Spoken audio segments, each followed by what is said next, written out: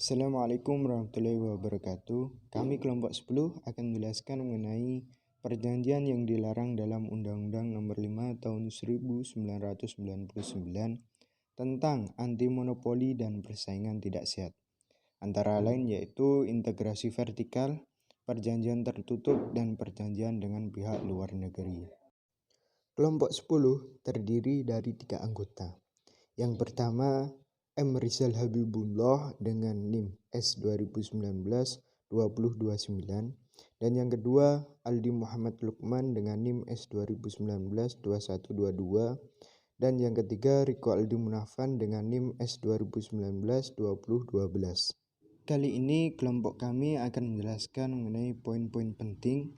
Yang pertama mengenai integrasi vertikal, dan yang kedua mengenai perjanjian tertutup, dan yang ketiga mengenai perjanjian dengan pihak luar negeri.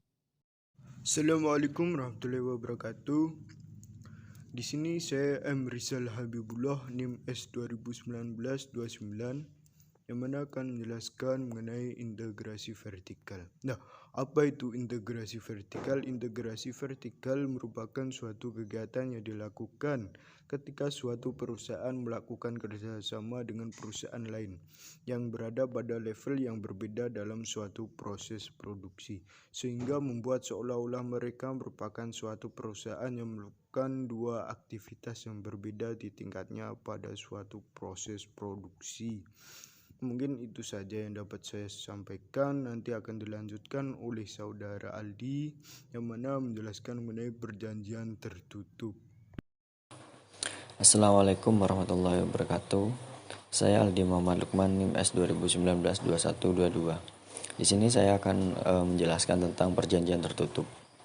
Perjanjian tertutup atau Tying Agreement adalah suatu perjanjian antara penjual dan pembeli yang mempersyaratkan bahwa pembeli hanya dapat membeli barang yang diinginkan apabila pembeli membeli barang yang diinginkan dan pembeli membeli pula barang yang lain dari penjual yang bersangkutan. Kemudian Exclusive Distribution Agreement. Exclusive Distribution Agreement yang dimaksud di sini adalah pelaku usaha membuat perjanjian dengan pelaku usaha lain yang membuat persyaratan bahwa pihak yang menerima produk tersebut kepada pihak tertentu atau pada tempat tertentu saja. Atau dengan kata lain, pihak distributor dipaksa hanya boleh memasok produk kepada pihak tertentu atau tempat tertentu saja oleh pelaku usaha manufaktur. Kemudian biasanya Exclusive Distribution Agreement dibuat oleh pelaku usaha manufaktur yang memiliki beberapa perusahaan yang mendistribusikan hasil produksinya.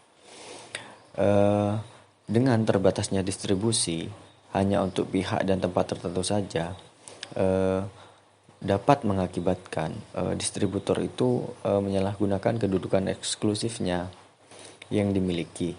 Kemudian dengan harga tinggi yang didistribusikan kepada konsumen. Maka dari itu di situ ada pasal 15 ayat 1 Undang-Undang Nomor 5 Tahun 1999. Di situ dijelaskan bahwasannya melarang pelaku usaha untuk membuat exclusive distribution agreement dengan pelaku usaha lain. Adapun bunyi pasalnya yaitu seperti ini.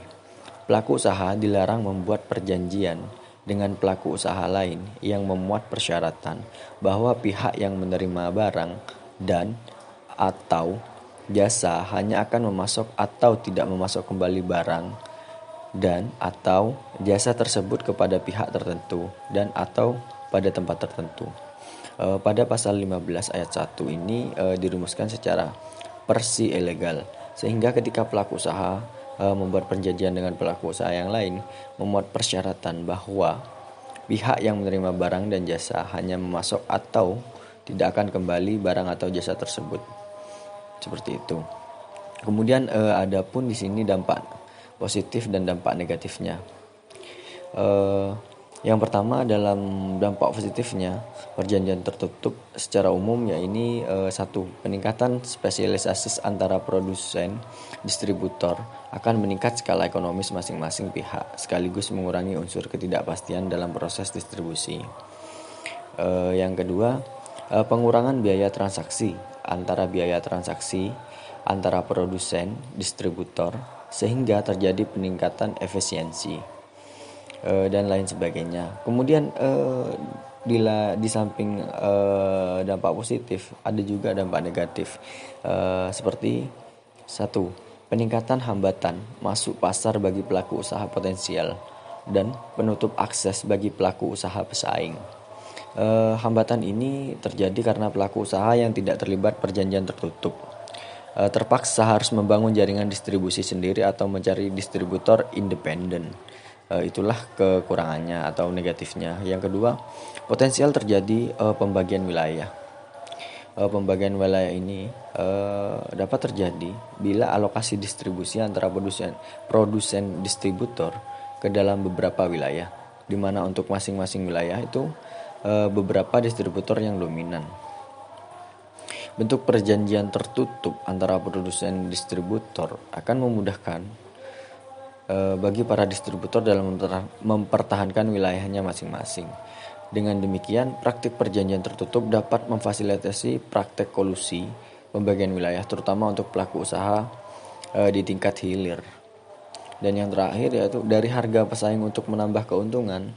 Dalam kondisi ini, yang demikian ini, konsumen harus membayar harga yang lebih mahal dan secara umum akan menimbulkan welfare loss. Mungkin itu saja yang dapat saya sampaikan. Kurang lebihnya mohon maaf. Mungkin yang selanjutnya akan disampaikan oleh pemateri yang selanjutnya. Terima kasih. Assalamualaikum warahmatullahi wabarakatuh. Di sini saya Rikaldi Munafan dengan NIM S2019-2012, di mana akan menjelaskan mengenai perjanjian dengan pihak luar negeri. Sebelum saya menjelaskan mengenai perjanjian dengan pihak luar negeri, akan lebih baiknya saya akan menjelaskan mengenai perjanjian. Apa itu perjanjian? Perjanjian adalah suatu peristiwa di mana seorang berjanji kepada orang lain atau di mana dua orang itu saling berjanji untuk melaksanakan sesuatu.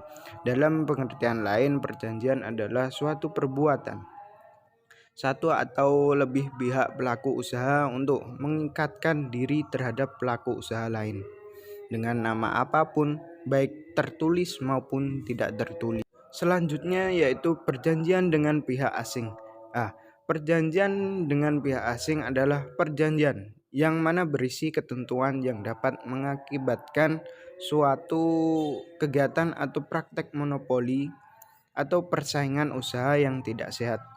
Hal tersebut juga sudah diatur dalam pasal 16 Undang-Undang Anti Monopoli yang secara jelas dijelaskan bahwa pelaku usaha dilarang mengadakan perjanjian dengan pihak lain.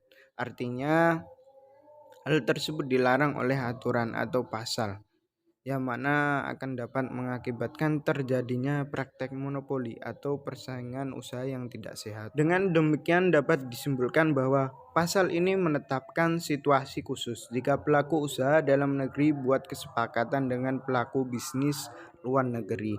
Mungkin itu saja yang dapat saya sampaikan. Saya mewakili kelompok 10 akan mengakhiri penjelasan pada kali ini.